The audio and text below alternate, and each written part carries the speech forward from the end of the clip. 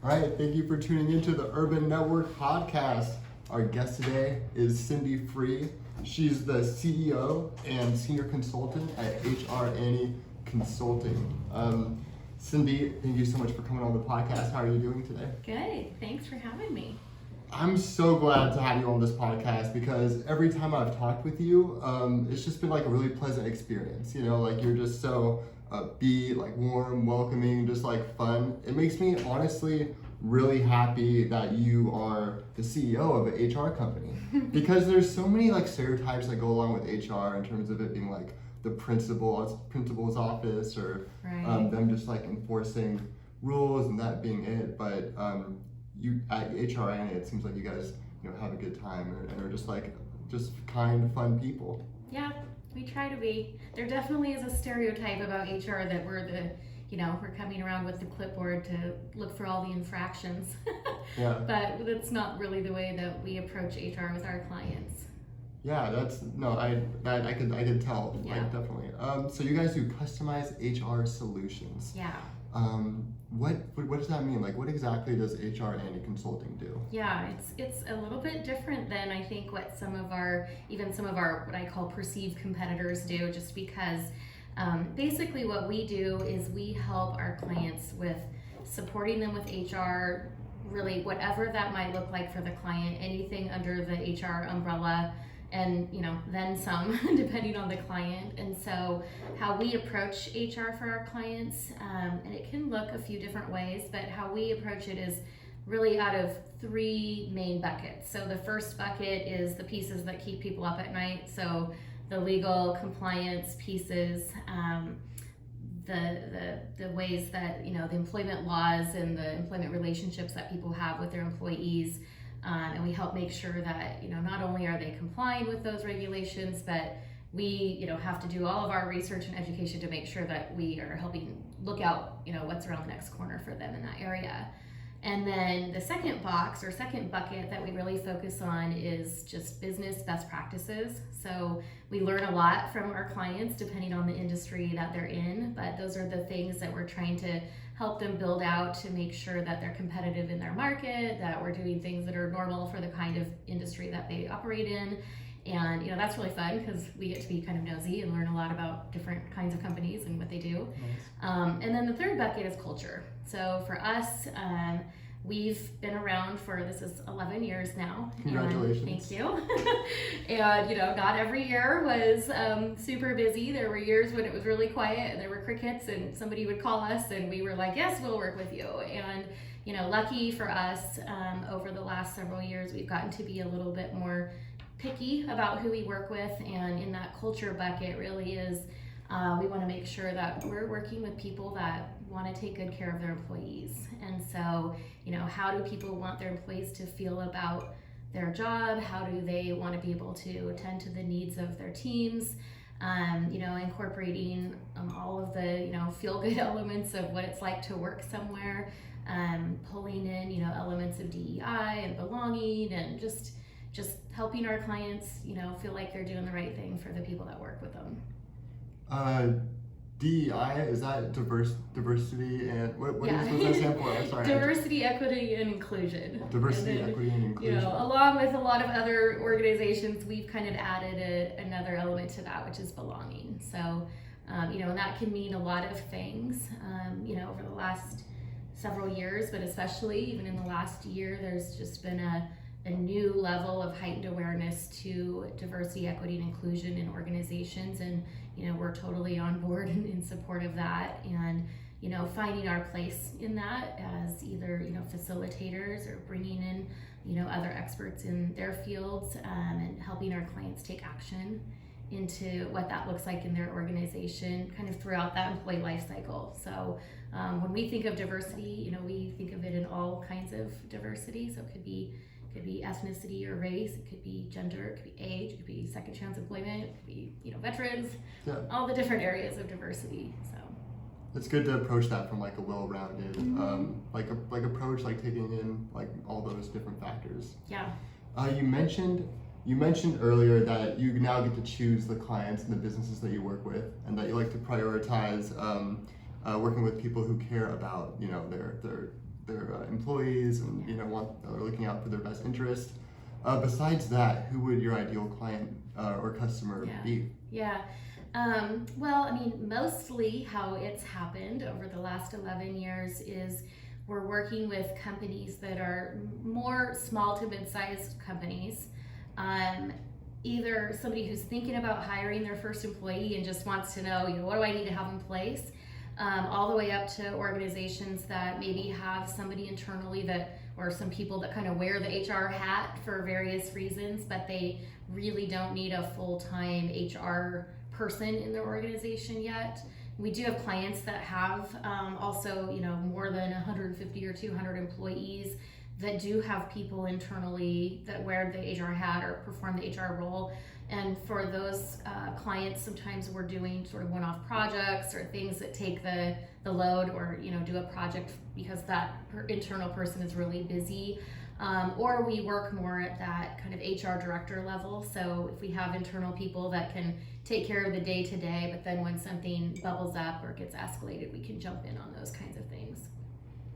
Yeah, that's really great that you could basically be there as you're needed, because some companies probably do have like a lot of HR employees or people in place, and you could just be there to provide like the bigger strategy. Yeah, we do. So we, some companies we go in and we kind of do an HR assessment and we'll help them develop a little infrastructure roadmap. So we kind of follow that employee life cycle from, hiring to onboarding and training and performance and benefits and safety and all the things to, when somebody leaves ultimately. And we can provide a little bit of a strategy and time-based strategy around that. And then for other people, they just use our hotline. They just call us when needed. I offer kind of like with Amygdala Media, I feel like I do like a similar thing. Like there's clients that I do like every single post and I post it to their account and write the captions and the hashtags. Yep. Then there's other clients that I just do like consulting for, or just like a big picture strategy. Yeah, and I think that's, like you, for us, that I think is one of the values that we offer, where we don't require a flat monthly fee, and you pay no matter what you use. We're really customizable. We don't just hand somebody something out of a box and say, okay, well, that form is $10 or $50. We actually want to know, how are you going to use that? Do you want us to tweak it for you? Is this going to be natural and logical for your company? So we're really customized and tailored. And when we say that, it's really, we are. So we just kind of become an extension of our clients. So I might, start my day with a client hiring septic system apprentices and end recruiting for a CMO. It's just like all like yours, just kind of soup to nuts and everything in between, and just supporting with what they need. So what a lot of businesses might need probably has changed over the last year. Yeah. A lot of teams have switched to working remotely because of the pandemic. So I'm wondering, like, how has the pandemic changed, how HR Annie operates or the services that you guys provide? Yeah, it's that's such a great question, because from the way in which we provide our service, that has changed a lot, even in our own team. So even though our company is continuing to grow, knock on wood, we've added 3 new team members since the pandemic, since things mostly went remote. And pre-pandemic, we were always much more hands-on with our clients, and so we would even, a lot of our clients, we would have offices at their office, and we're on site, or when we would go to meet with them, it would be face-to-face, and our team members were all, driving around, and that was a lot of our day, was just moving from one client to another, whatever they needed, trainings too. We're doing these big training workshops, together in person. And so from our company dynamic, our team has, those 3 new employees of HR Annie. They've never even worked in the kind of environment that we worked in before, right? Where we were all here at our office and meeting each other every day and in and out. And so we've really adapted to that kind of, for us, being able to do a kind of a hybrid remote work model, mostly remote. And then with our clients, same thing, really working a lot more remote with our clients.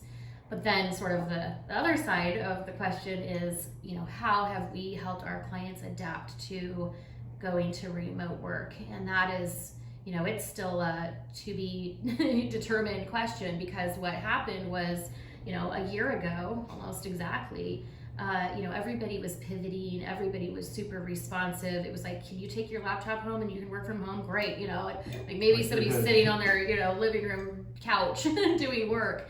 And it was very reactive. And there were a lot of considerations. People, first of all, they didn't know it was going to last so long. And then secondly, they weren't always thinking about things like, is this company property? Is this a safe environment for someone?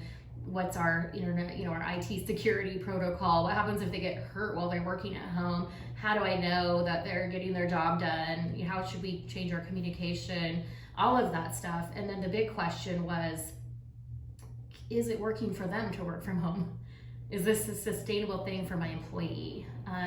So that was, kind of the big thing that we were triggered with right at the beginning, whereas now companies are starting to think more, what is this going to look like moving forward? Should we even have our office space anymore? Should we, have more work agreements? Who should be eligible to work from home versus who just likes it now and wants to work from home, right? Yeah. Which is a lot of that. And it's, there's been blessings and curses on either side of that whole discussion. And so we've definitely helped our clients put together, intentional remote work agreements with, some documentation and making sure that everything is more intentional, is more legit. And, with the pandemic in general, just so many variables still attached to when and where and how people are working. So, and it could be things related to anxiety and just feeling comfortable being at work. It could be that they have family they're tending to. It could be that they've been sick or had a family member that's sick. It's still people with kids that are in school. And so just navigating all of those things related with, COVID-19, leaves, accommodations, adapting to a different kind of work world has been really big on our, last year for sure. Yeah. Kind of in the compliance side of that. So we're just like everyone else. We feel the fatigue of, the pandemic, and we're hopefully optimistic that, we'll have a little bit more things that we can depend on and get to some new norms. And we'll see what happens. Well, in my opinion, it seems like HR Annie is doing it right in terms of being flexible and allowing both remote work and having an office available where people are able to come in and, be more hands-on. Not literally with, not literally. not like, 6 feet, no, but with like employees. And so that's really neat. And I think that's like a good example for businesses to follow if they can, afford that and if that works for their employees. Yeah, it's important with kind of the other things over the last years. The pandemic is one thing, and remote work is one thing, and also, I would say, and DEI, kind of cross-cultural communication, relations, and programs is big, but also just that mental health piece, so just balancing the, what is your work culture, kind of how are you redefining or newly defining your work culture? That is, so, if you have a place that people can come if they feel comfortable and safe, and logistically it works out and following the protocols and things like that, there is that whole element of just, yes, not the human physical contact, but just the face-to-face, interaction that you can have with people. Yeah, and I've appreciated that, that opportunity as well, just working in urban office. Yeah. We're filming this episode in urban office right now in one of the conference rooms, the Think conference room. Look at this view. It's beautiful. It is lovely. It's amazing. Yeah. Big windows, and being able to get together like this safely is ideal. Yeah. I've been working at urban office for 3 years. I believe you've been working here for a couple of We've been here for I think it will be 3 years in April. And just because I love promoting this Yes, space, me too. tell me what's been your favorite parts about working here, pre-pandemic or even now? Yeah. Well, our experience working here has been so many different parts. So one is when we first started working here, we were a much smaller team, and so when we started, we came in and we had some of these individual open office desk spaces, which was amazing. And then our team kept growing, and so we then would get another desk space, and pretty soon if you were to walk into Urban Office, you would see like 5 of us. It was all HR Annie, and it was super fun. But then we also, because of the kind of work that we do, sometimes we needed that more of that confidential workspace. So there's the phone booths and the conference rooms and things like that you can use to have more privacy. And then it just made sense for us to move into our own dedicated office space, which is also just amazing because there's so many combinations of how you can make it work here for you and your team. So now we have our dedicated office space, and we used to kind of cram, everybody into that space. Well, then the pandemic hit. So we did a little bit of office rearrangement so that we can still work together in there safe, with a safe distance. And then because so many people are remote, there's no requirement that they come in here. But yeah, it's so nice to come in here, and there's the professional work aspect of it where we meet like-minded professional business people to build our network and to connect with. There's the social part of it, which is, I feel like everybody here gets to a point where they just do like to kind of kick back and, grab a beer from the keg or, the bar area, or grab coffee or tea, tea or kombucha, or bring food in or whatever. So it's been awesome.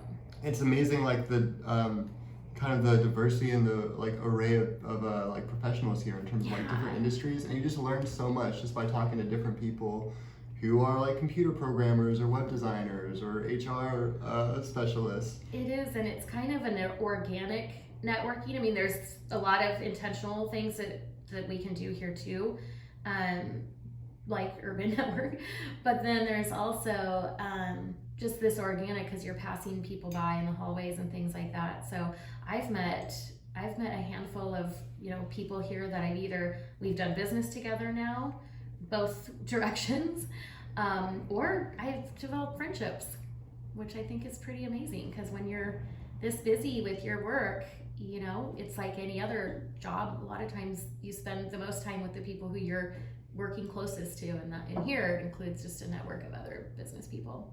Yeah, I'm also so grateful to have been able to develop a lot of professional and personal relationships here as well. My business would look completely different if I wasn't located here. I could trace so many of my clients back to either like a networking event in Urban Office, or someone who I met at an event here who's never been a member. So anyway, I love this place. It's been definitely one of the biggest factors in my own growth as a business owner. But I've seen your business grow a lot, or it definitely has. You're always hiring new employees, and you've been in business for 11 years now. What would you say is like some of the key things that you have done to grow your business, or what's worked for you in terms of meeting new clients and working with new people? Oh, well, there's 2 things that popped in my head right away. One is because I've owned other businesses too before HR Annie, and one of them was a drive-through coffee shop, and it was just this most amazing business. We bought it when it was already existing, so it had an established customer base, and we offered so many different kinds of things in my little coffee shop. But each one was, most of the time, each one was something that a customer had suggested. So I've just always thought now in any business that I've owned, which is, start small and let your customers guide you. And I think that we've done that with HR Annie as well. And so even though our core business model is consulting, over the years we've done so much manager training and development, leadership development, these kinds of things, safety, anti-harassment, respectful work. We've done so much training for our clients specifically that we've built out this, kind of package of training, and now we have our whole training channel with a head of training. And then the same thing happened with hiring and recruitment. So we've done so much hiring as sort of that HR internal person for our clients that we've just built, all of the kind of tools and expertise to really be able to put more intention behind our recruitment channel. So now we have a head of recruitment. So these are all things that have developed over the years. through a strategic plan. And so just quick background, so our company's HR Annie. Annie's my mom. Obviously followed in my mom's footsteps doing HR. And this was really a business that she founded so that she could retire. And then when I joined her in 2012, the idea was that she would retire and I would grow the business out. And so one of the first things that we did, after we just started getting busier in 2014, was we hired somebody to facilitate a strategic plan with us. And we, first did a 10-year outlook, which would have been 2024. And we, so we're moldable, we're adaptable. I am fiercely entrepreneurial, which is another reason, all you entrepreneurs out there, get a strategic plan so you're not chasing down every shiny thing that you see. And so our ship's been pointed in, one direction, but we allow ourselves to kind of be moldable too and be open to these opportunities. So I think, start small, let your customers guide you, and have a plan to keep yourself within some bumpers so that you can grow. Yeah, I do think that like customer feedback is like kind of making sure that you have a quick feedback loop in place with your customers is definitely one of the best ways to make sure that you're offering quality products and services. Mm-hmm. They talked about that a lot in the book, The Lean Startup. Did you ever read it? It's by Eric Weiss. It talks about the minimum viable product, which is basically, what's like, you start with like the bare minimum of what your concept is as a business, and then let your customers' feedback guide you from there. Oh yeah, sounds like I should read the book. Yeah, that's a good book. Yeah. So if there's business owners listening who might be interested in some very high quality customized HR solutions, how could they get a hold of you, learn more about you, and get in touch? Yeah, well, our website, so 3 years ago, I would have said call me and call us. Over the last year, we also hired a marketing manager. She's amazing, and she's helped us with a full rebrand and updating our website. So I do feel like our website is a really good resource for people to, if they just kind of want to go in and see what we do, see who some of our clients are. There's some testimonials on there. There's the kinds of services that we provide. They can read about our team. They can read about our DEI statement. It's actually a really good resource, but don't hesitate to call or email us, and we'll get back to you, and we can just talk about what we do a little bit more in depth, get to know the caller, get to know the person that might want to look into hiring us, and find out a little bit more about them. And one place that's a great way to start is to have us do an HR analysis, and basically that takes about 2 hours, and we go through a big long list that probably feels a little overwhelming to the person on the other side of it. To us, it's